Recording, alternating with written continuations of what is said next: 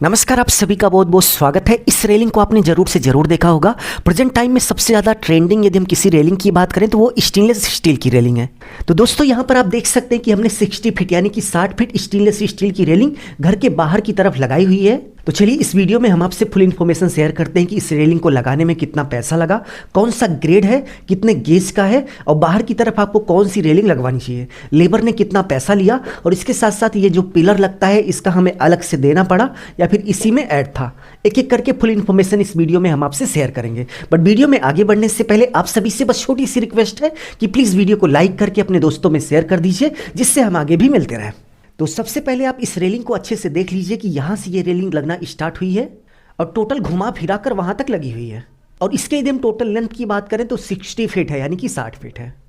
और बीच की गैपिंग की बात करें तो आप अच्छे से देख सकते हैं कि बीच की गैपिंग को भरने के लिए यहाँ पर 4 स्टेनलेस स्टील की पट्टियों का उपयोग किया गया है। बहुत सारे लोग आपने देखा होगा कि 3 स्टेनलेस स्टील की पट्टियों का उपयोग करते हैं, बट यहाँ पर रेलिंग को और भी अच्छा और भी मजबूत और इसके साथ साथ और भी सेफ्टी बढ़ाने के लिए 4 स्टेनलेस स्टील की पट्टियों का उपयोग किया गया है। तो चलिए सबसे पहले देख लेते हैं कि इसको लगाने में कितना खर्च लगा और उसके बाद बताएंगे कि इसका ग्रेड क्या है और इसके साथ साथ इसको खरीदते समय आपको किन किन बातों का ध्यान देना चाहिए जिससे आप किसी भी तरह के फ्रॉड का शिकार ना हो। तो चलिए टॉपिक पे आते हैं और देखते हैं कि 60 feet stainless steel railing rate 2025 यानी कि 2025 में 60 फीट स्टेनलेस स्टील की रेलिंग लगाने में टोटल कितना खर्च हो गया। तो सबसे पहले लेंथ की बात करें तो यहाँ पर टोटल लंबाई मापने के बाद यहाँ से स्टेनलेस स्टील की रेलिंग लगना शुरू होती है और टोटल घुमा फिरा कर आप देख सकते हैं कि वहाँ तक लगी हुई है।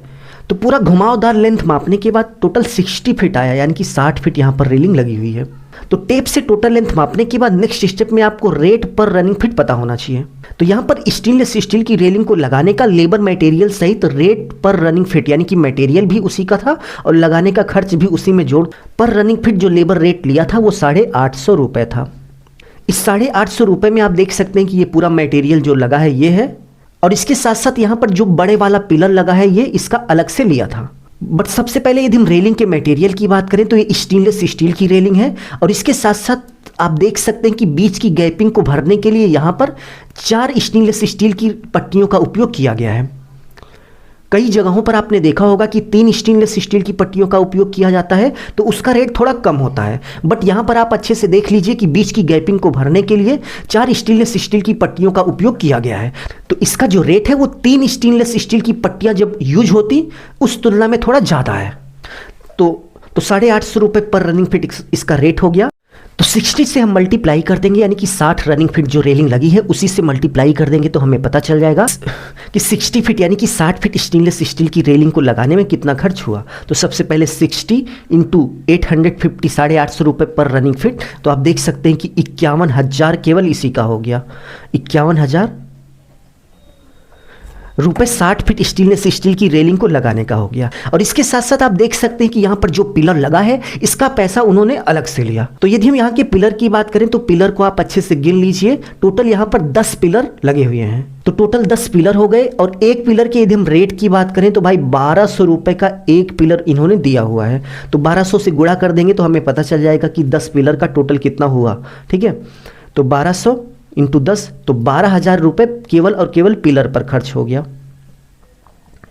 तो चलिए अब टोटल करके देख लेते हैं कि 60 फीट स्टेनलेस स्टील की रेलिंग को लगाने में कितना खर्च हो गया। तो 51,000 यानी कि 51,000 केवल स्टेनलेस स्टील की रेलिंग लगाने का खर्च हो गया। और इसके साथ साथ ये जो पिलर लगता है टोटल 10 पिलर लगे हुए हैं, एक पिलर 1200 का है तो 10 पिलर 12,000 का हो गया।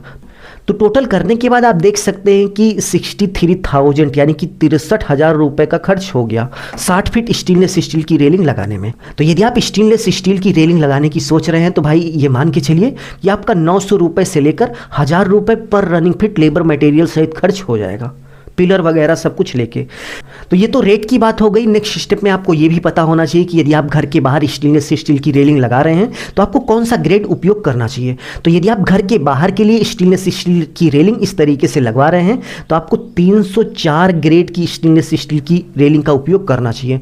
304 ग्रेड में क्या होता है कि धूप पड़े, धूल पड़े, कुछ भी पड़े, इसका जो कलर होगा वो इसी तरीके से हमेशा चमकता रहेगा। इसीलिए भाई घर के बाहर 304 ग्रेड की स्टेनलेस स्टील की रेलिंग का उपयोग किया जाता है। नेक्स्ट यदि हम गेज की बात करें तो गेज का मतलब होता है कि भाई स्टेनलेस स्टील की जो पाइप होती है उसकी मोटाई से मतलब होता है गेज। तो यदि हम सबसे मजबूत की बात करें तो 16 गेज होता है, बट यहाँ पर 18 गेज का उपयोग किया गया है।